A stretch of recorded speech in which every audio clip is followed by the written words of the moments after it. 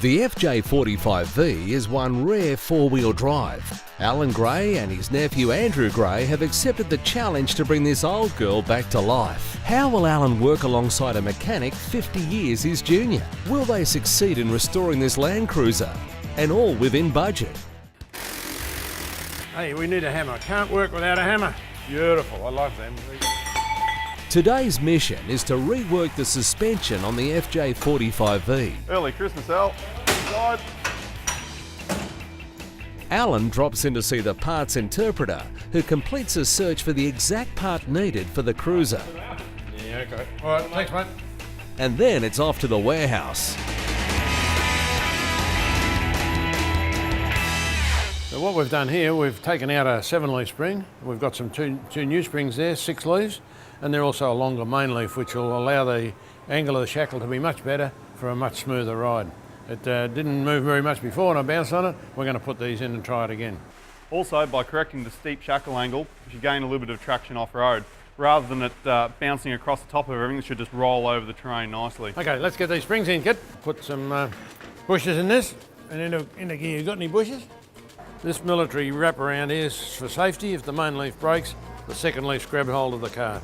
So that always goes to the fixed shackle. Off with the old, on with the new. I've got a bit of a problem here at the moment. That's why I'm sitting down here looking like a zombie, which isn't hard. Somebody's drilled and tapped out these pins because they've been stripped in the chassis.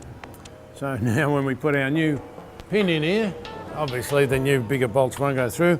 So we've just sent me a young fella away to see if he can find a drill and we'll drill him out.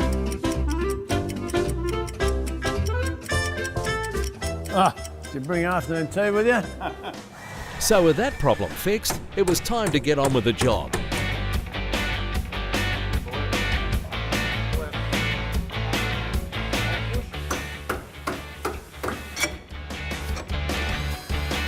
Yeah, U-bolts are always a bit long to account for various size springs. Too long for our socket, so we're going to cut them off. I'll trim them off later. This is a rough job. Not sure about Uncle Alan's safety habits. I think they might leave a little bit to be desired, but I suppose by the time you get to his age, you can just turn the hearing aid down a bit. So what we've done now is get our spring sitting in nicely. The centre bolt header's in the hole in the diff housing. Shackle rubbers are all in. We'll let it down on the ground and check the angle of this hanger here and just see whether or not we're successful. Let's go down, mate.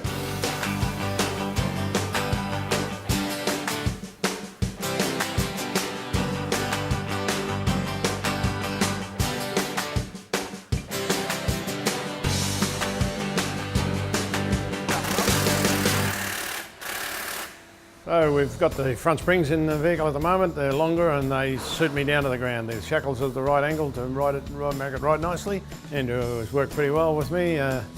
He's not too happy about some of the things I'm doing, but he's getting me gradually into shape. Sure you don't want to, straighten that up a little? No. You're a disgrace, Alan. We're talking about that now. Yeah, I think I might leave it at that.